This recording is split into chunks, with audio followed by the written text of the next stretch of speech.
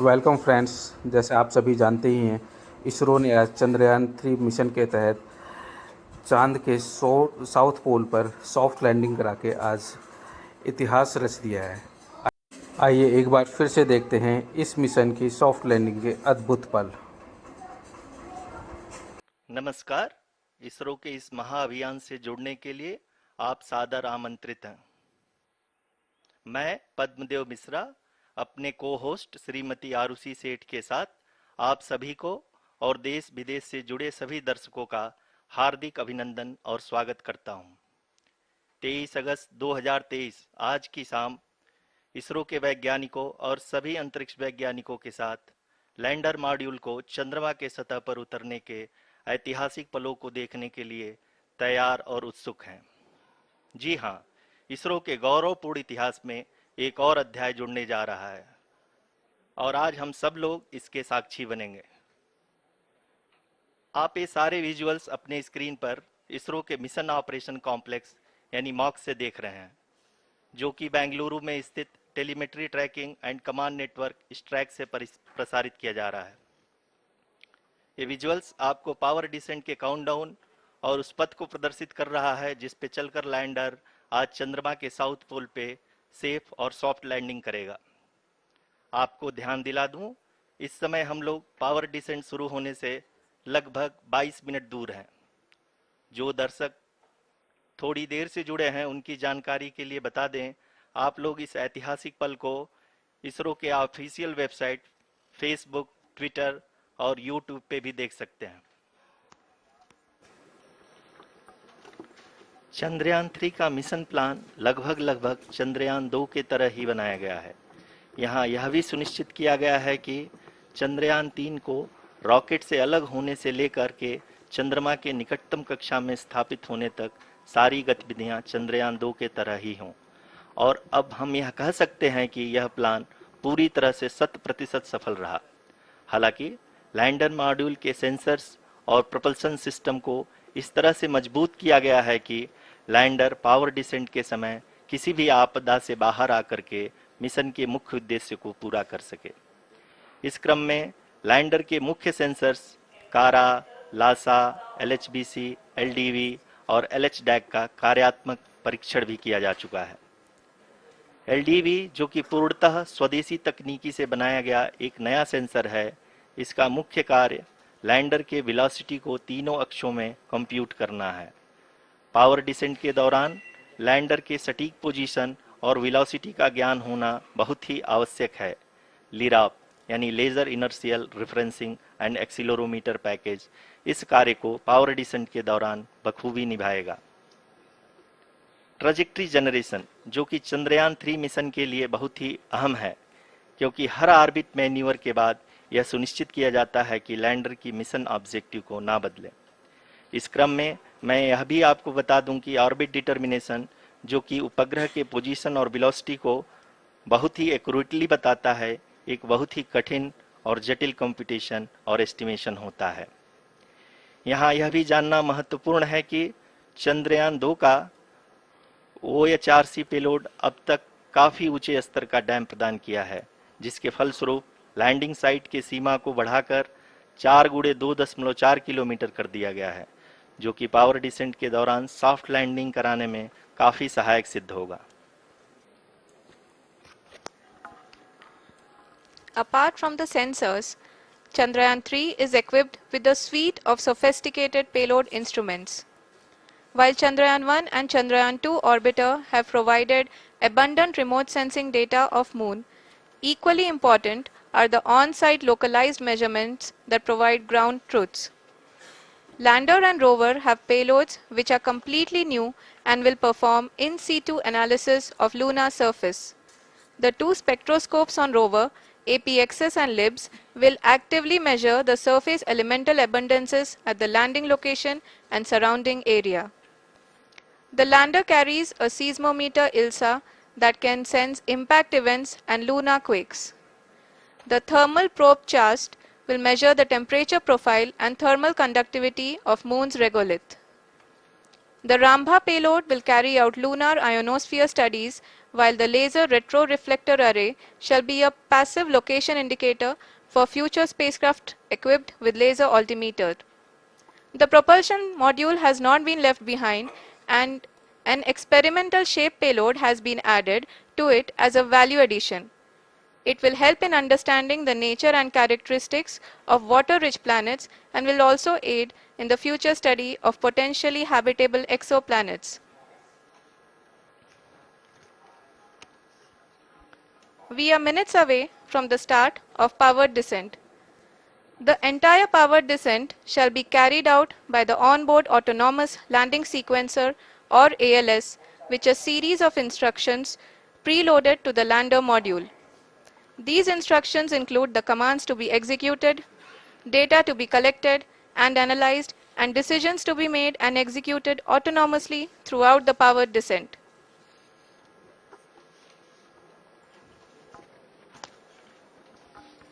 जी हाँ, अब हम पावर डिसेंट के बहुत ही करीब आ चुके हैं। हम आपको बताते चलें कि पावर डिसेंट को कुल 4 चरणों में बांटा गया है। सबसे पहले आता है रफ ब्रेकिंग फेज, जिसमें लैंडर की ऊंचाई को चंद्रमा की सतह से 30 किलोमीटर से घटाकर 7.4 किलोमीटर कर दिया जाएगा। इस पूरी प्रक्रिया को पूरा करने में लगभग 11.5 मिनट लगेगा और इसका समानांतर वेग 1680 मीटर प्रति सेकंड से घटाकर 358 मीटर प्रति सेकंड हो जाएगा। We have continuous flow of lander telemetry data from ISRO's Deep Space Network IDSN-32 located in Belalu, Bengaluru. The data is being acquired real-time by station and is flown to the Mission Operation Complex through our communication links. In addition to it, we also have support from ESA and JPL DSN stations. There will be no ground intervention once the ALS takes charge. The preparation for today's event had started 48 hours before, wherein various pre-selections and uplinking of parameters for the autonomous landing sequence were carried out. The whole descent is divided into 4 phases: the rough braking phase, the attitude hold phase, fine braking phase, and the local navigation phase or the terminal descent phase.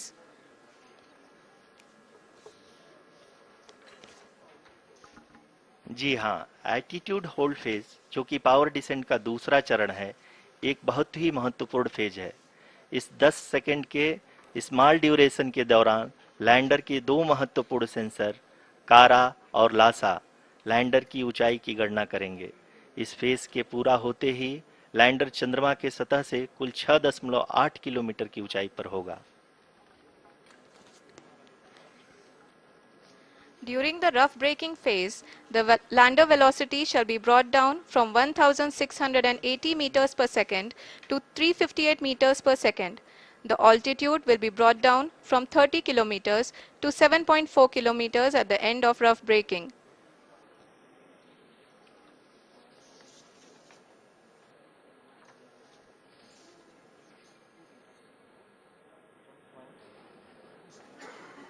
Currently,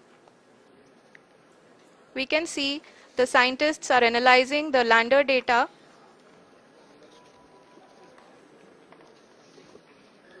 जी हाँ, हम ये देख सकते हैं कि mission operation complex रूप में बैठे सभी वैज्ञानिक ये जो भी डेटा देख रहे हैं वो डीप स्पेस नेटवर्क IDSN 32 के द्वारा प्रोवाइड किया जा रहा है। और अगर हम अब बात करें पावर डिसेंट के तीसरे चरण का, जो कि फाइन ब्रेकिंग फेज होगा, जिसमें लैंडर लैंडिंग साइट से जस्ट 800 मीटर की ऊंचाई पर वर्टिकली होगा। इस चरण को पूरा होने में लगभग 3 मिनट लगेंगे और इस चरण के पूरा होते ही लैंडर की वेलोसिटी लगभग शून्य हो जाएगी। The scientists here at ISTRAC are glued to their systems, analyzing all sorts of complex data. We are very close to the powered descent, to the start of the powered descent phase.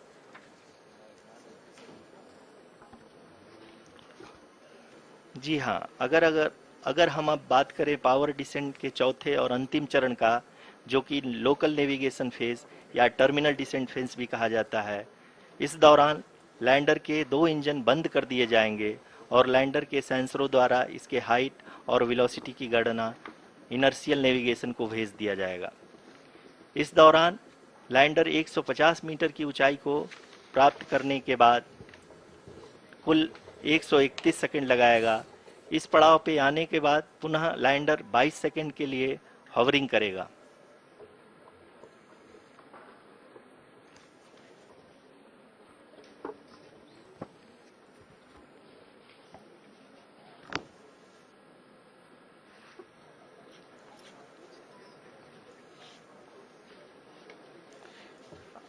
आप इस समय अपने screen पे mission operation complex में बैठे सभी मान्यगणों को देख सकते हैं, जो कि बहुत ही उत्सुकता के साथ टेलीमेट्री डेटा को देख रहे हैं। अभी हम लोग पावर डिसेंट शुरू होने से जस्ट कुछ ही पल दूर हैं।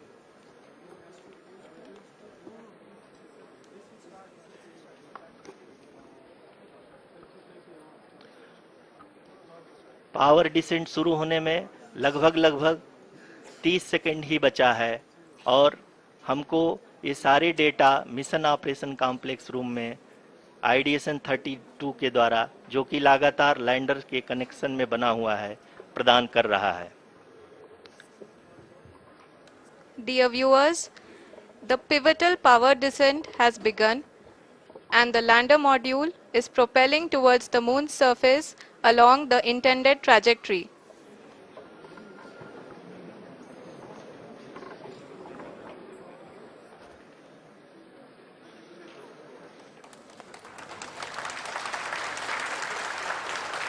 जी हाँ, अब देख सकते हैं रफ ब्रेकिंग फेज की शुरुआत हो चुकी है।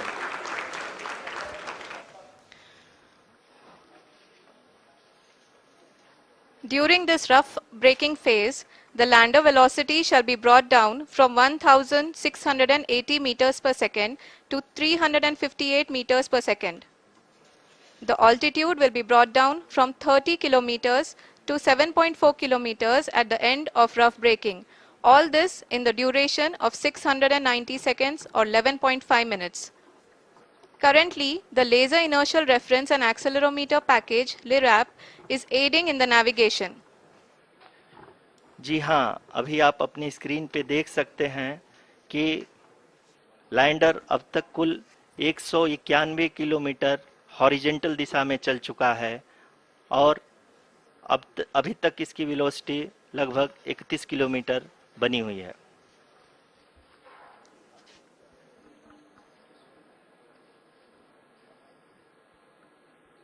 The lander module has traveled a distance of approximately 228 kilometers. The complete downrange that will be traveled during this phase shall be nearly 713.5 kilometers.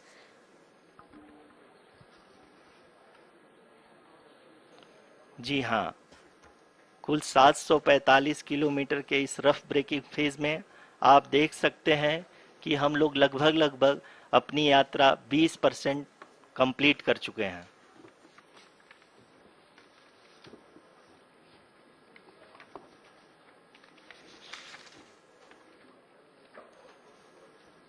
Power descent की यह शुरुआत हम कह सकते हैं कि बहुत ही सटीक और सधी हुई है, जिसमें लैंडर अपने वेगमान को अनुमानित तरीके से घटा रहा है।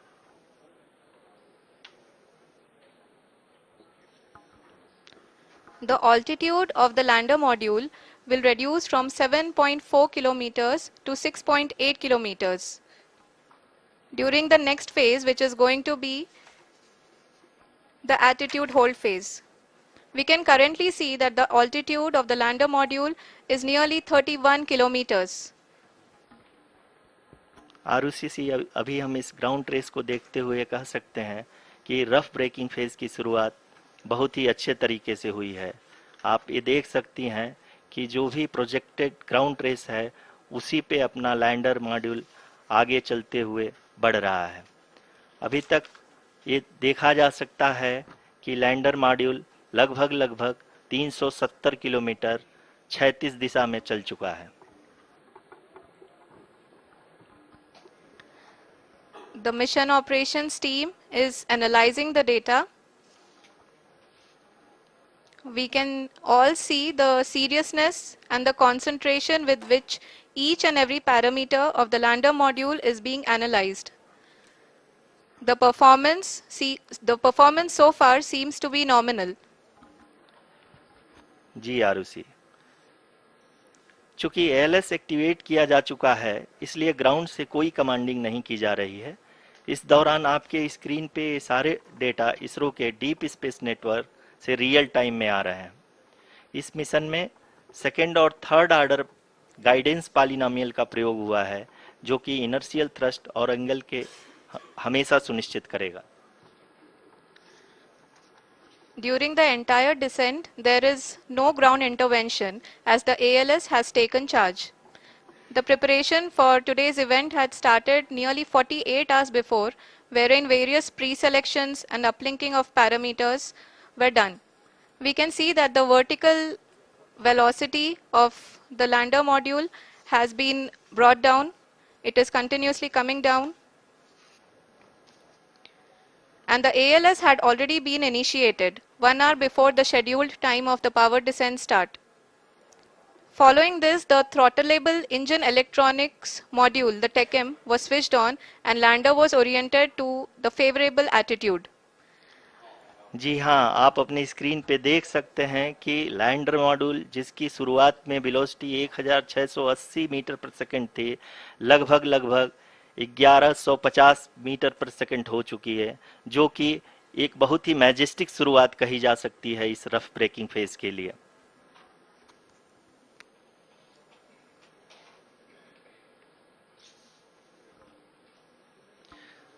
यहाँ पे मैं आपको ये भी बताते चलूं कि आप अपने स्क्रीन पे देख सकते हैं कि द लैंडर मॉड्यूल का आल्टीट्यूड धीरे धीरे अब कम होता हुआ दिख रहा है, और जो कि एक्सपेक्टेड भी है।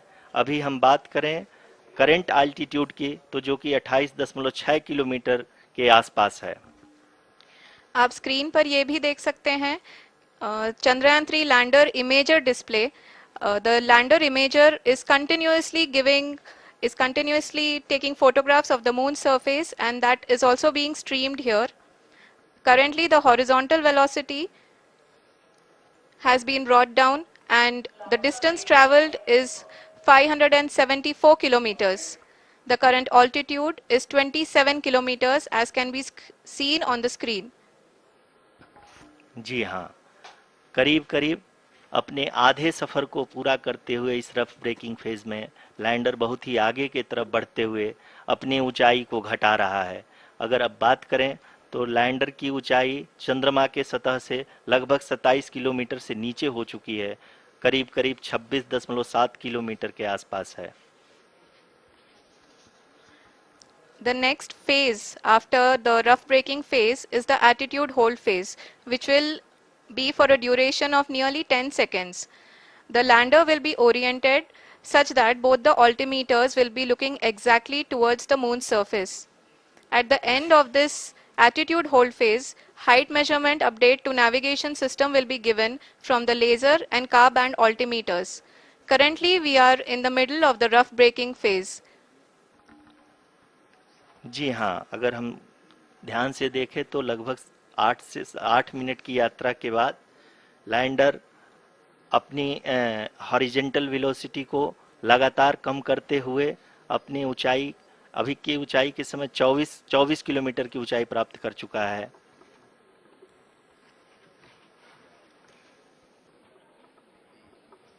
अब तक के आंकड़े को देखते हुए हम कह सकते हैं कि लैंडिंग पूरी तरह से नॉमिनल है। यहाँ पर हम देख सकते हैं कि हॉरिजेंटल वेलोसिटी लगातार कम होती हुई दिख रही है।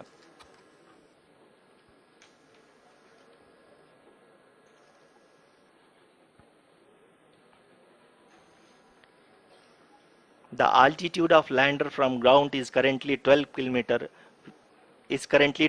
kilometer, which is again going to be coming down, and that is expected. For the viewers who have joined now, we are in the power descent phase, and we are in the rough braking phase, which is the first phase of the power descent.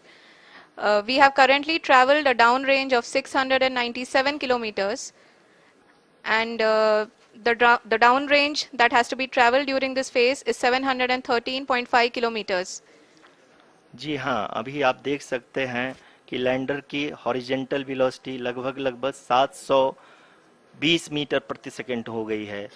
लगभग हम ये कह सकते हैं कि 900 metre प्रति second velocity को कम किया जा चुका है।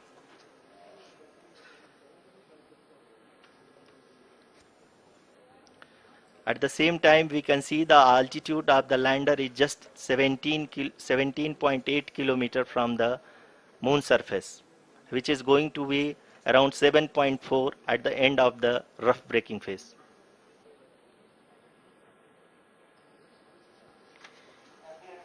इस फेज के बाद हम जाएंगे towards the attitude hold phase,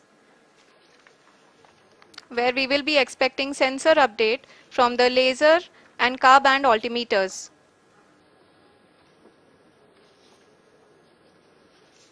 We can see the visualization of the lander module moving towards the moon's surface. The current altitude is nearly 15.2 kilometers and the distance traveled is 754 kilometers. We can also see the image that the lander imager camera has been providing. जी हाँ, इस rough breaking phase के दौरान 800 Newton के चारों throttle engine अपने कार्य को पूरी तरह से अंजाम दे रहे हैं और लैंडर के हॉरिजॉन्टल वेलोसिटी को लगातार कम कर रहे हैं। अब तक लैंडर लगभग अपने 75 से 80% की यात्रा को पूरा कर चुका है।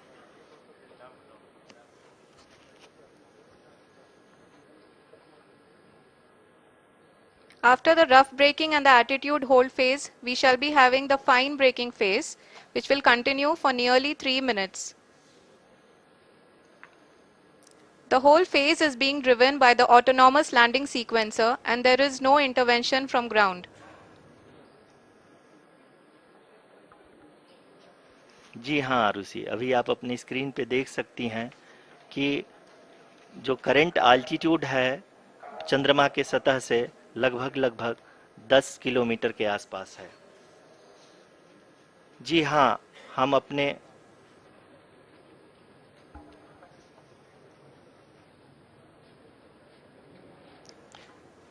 जी हाँ, हमारे प्रधानमंत्री जी श्री नरेंद्र मोदी जी हम सभी का उत्साहवर्धन करने के लिए दक्षिणी अफ्रीका के जोहानसबर्ग से जुड़ गए हैं।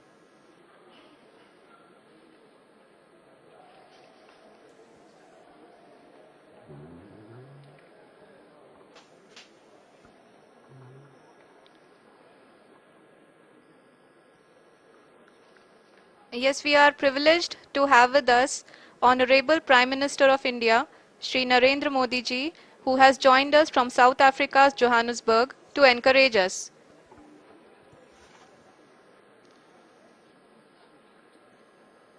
जी हाँ, आप ये देख सकते हैं एल्टीट्यूड होल्ड फेज भी बहुत ही आसानी से लैंडर फेज ने पार कर लिया है और अब फाइन ब्रेकिंग की शुरुआत हो चुकी है। अभी हम ये देख सकते हैं कि लैंडर की ऊंचाई लगभग 5.6 किलोमीटर है, जो कि इस फेज के उपरांत लगभग 800 मीटर हो जाएगी।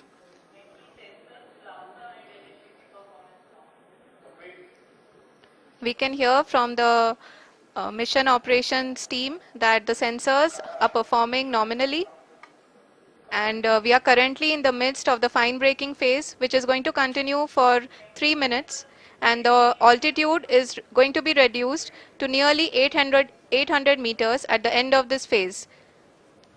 जी हाँ, जैसा कि आरुषि जी ने बताया कि लगभग 3 मिनट के उपरांत लैंडर की हाइट लगभग 800 मीटर वर्टिकली होगी और यहाँ पे लैंडर की horizontal velocity, vertical velocity, even down range भी लगभग शून्य होगा। We can see the visual of the lander module and we can see that the downrange traveled is nearly 831 kilometers.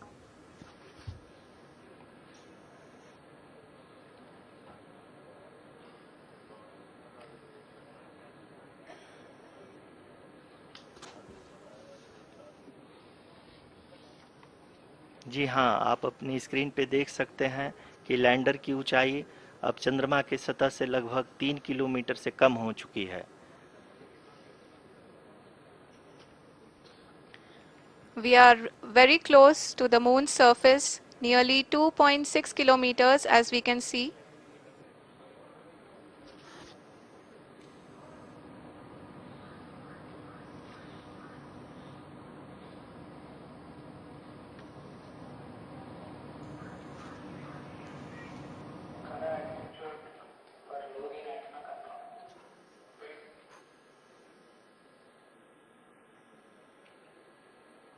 जी हाँ, अभी आप देख सकते हैं कि लैंडर की ऊंचाई लगभग लगभग 1 किलोमीटर के आसपास है।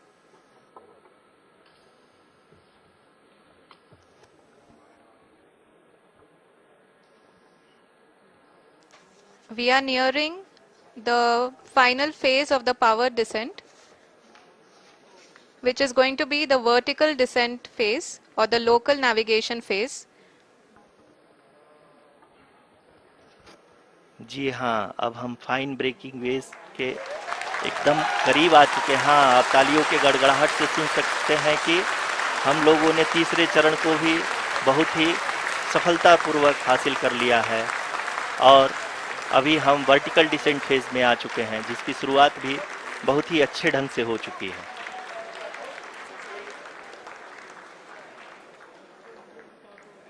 Lot of applause indicates that till now the performance has been nominal. We are in the vertical descent phase 1. The altitude is being brought down from 800 meters and we are nearing and approaching the lunar surface.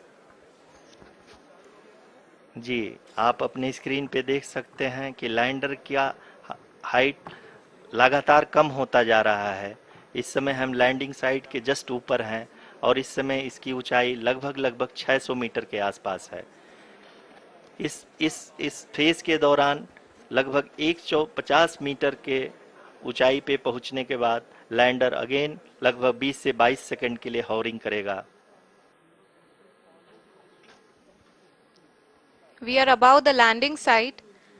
The horizontal as well as the vertical velocity is now being constantly reduced and the lander module has begun its descent towards the landing site.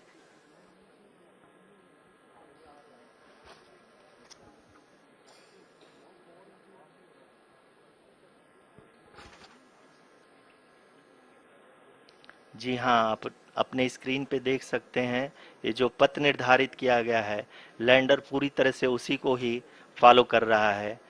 इस समय हम लगभग 200 metre की height से भी कम आ चुके हैं।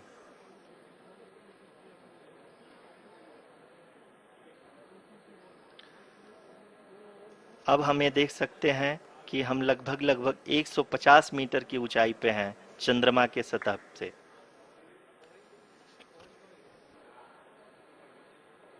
We are approaching the vertical descent phase 2, which will have the lander module hovering at nearly 150 meters above ji the हाँ। lunar surface.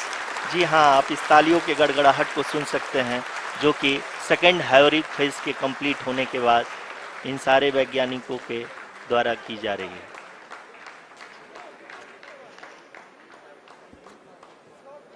जी हाँ, आप अगर फिर से ध्यान से देखें तो एल्टीट्यूड पुनः कम होता जा रहा है। अभी हम लोग लगभग लगभग 135 मीटर की ऊंचाई पे हैं। The sensors that are updating at this point are providing confirmation of the safety of the landing site. As expected, the retargeting is going on and this is a very good signature for the lander. अभी आप ये देख सकते हैं कि lander की ऊंचाई लगभग 65 मीटर के आसपास बची हुई है।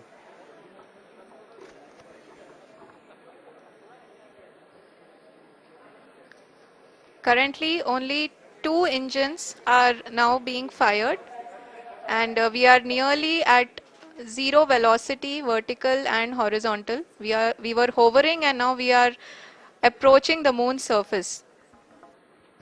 धीरे धीरे लैंडर की वेगमान को कम किया जा रहा है और हम अब लगभग 50 मीटर से भी कम आ चुके हैं। We can see the Honorable Prime Minister, Shri Narendra Modi ji, who is here to encourage us, and he is critically looking at the visuals.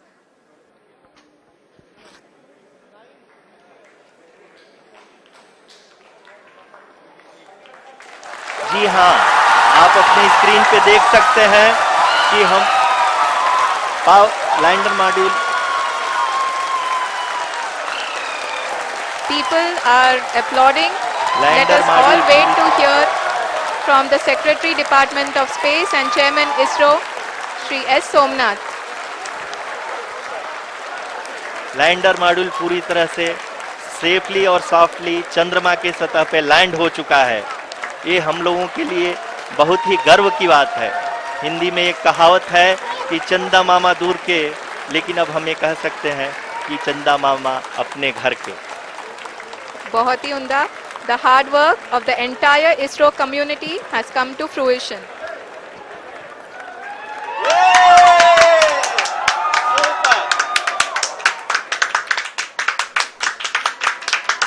आदरणीय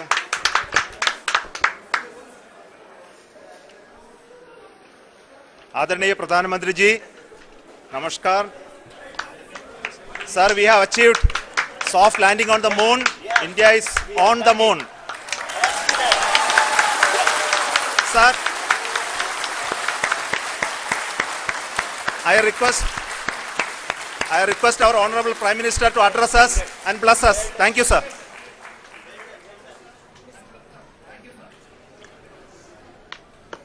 मेरे प्यारे परिवारजनों, जब हम अपनी आंखों के सामने ऐसा इतिहास बनते हुए देखते हैं तो जीवन धन्य हो जाता है। ऐसी ऐतिहासिक घटनाएं राष्ट्र जीवन की चिरंजीव चेतना बन जाती है। ये पल अविस्मरणीय है। ये क्षण अभूतपूर्व है। ये क्षण विकसित भारत के शंखनाद का है। ये क्षण नए भारत के जयघोष का है। ये क्षण मुश्किलों के महासागर को पार करने का है। ये क्षण जीत के चंद्र पथ पर चलने का है। ये क्षण 140 करोड़ धड़कनों के सामर्थ्य का है। ये क्षण भारत में नई ऊर्जा, नया विश्वास, नई चेतना का है। ये क्षण भारत के उदयमान भाग्य के आह्वान का है। अमृत काल की प्रथम प्रभा में सफलता की यह अमृत वर्षा हुई है। हमने धरती पर संकल्प लिया और चांद पर उसे साकार किया। और हमारे वैज्ञानिक साथियों ने भी कहा, India is now on the moon. आज हम अंतरिक्ष में नए भारत की नई उड़ान के साक्षी बने हैं। साथियों, मैं इस समय ब्रिक्स समिट में हिस्सा लेने के लिए दक्षिण अफ्रीका में हूं, लेकिन हर देशवासी की तरह मेरा मन चंद्रयान महाअभियान पर भी लगा हुआ था। नया इतिहास बनते ही हर भारतीय जश्न में डूब गया है। हर घर में उत्सव शुरू हो गया है। हृदय से मैं भी अपने देशवासियों के साथ, अपने परिवारजनों के साथ इस उमंग और उल्लास से जुड़ा हुआ हूं। मैं टीम चंद्रयान को, इसरो को और देश के सभी वैज्ञानिकों को जी जान से बहुत बहुत बधाई देता हूं, जिन्होंने इस पल के लिए वर्षों तक इतना परिश्रम किया है। उत्साह, उमंग, आनंद और भावुकता से भरे इस अद्भुत पल के लिए मैं 140 करोड़ देशवासियों को भी कोटि कोटि बधाइयां देता हूं। मेरे परिवारजनों, हमारे वैज्ञानिकों के परिश्रम और प्रतिभा से भारत चंद्रमा के उस दक्षिणी ध्रुव पर पहुंचा है, जहां आज तक दुनिया का कोई भी देश नहीं पहुंच सका। अब आज के बाद से चांद से जुड़े मिथक बदल जाएंगे, कथानक भी बदल जाएंगे और नई पीढ़ी के लिए कहावतें भी बदल जाएगी। भारत में तो हम सभी लोग धरती को मां कहते हैं और चांद को मामा बुलाते हैं। कभी कहा जाता था, चंदा मामा बहुत दूर के हैं। चंदा मामा बहुत दूर के हैं। अब एक दिन वो भी आएगा जब बच्चे कहा करेंगे, चंदा मामा बस एक टूर के हैं। Friends, on this joyous occasion, I would like to address all the people of the world, the people of every country and region. India's successful moon mission is not just India's alone. This is a year in which the world is witnessing India's G20 presidency. Our approach of one earth, one family, one future is resonating across the globe. This human-centric approach that we present and that we represent has been welcomed universally. Our moon mission is also based on the same human-centric approach. Therefore, this success belongs to all of humanity, and it will help moon missions by other countries in the future. I am confident that all countries in the world, including those from the global south, are capable of achieving such feats. We can all aspire for the moon and beyond. मेरे परिवारजनों, चंद्रयान महाअभियान की ये उपलब्धि भारत की उड़ान को चंद्रमा की कक्षाओं से आगे जाएगी।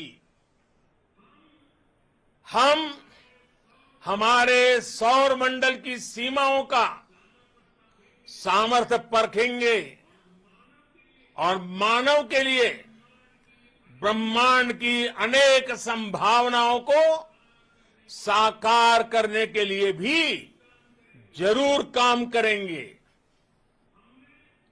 हमने भविष्य के लिए कई बड़े और महत्वाकांक्षी लक्ष्य तय किए हैं।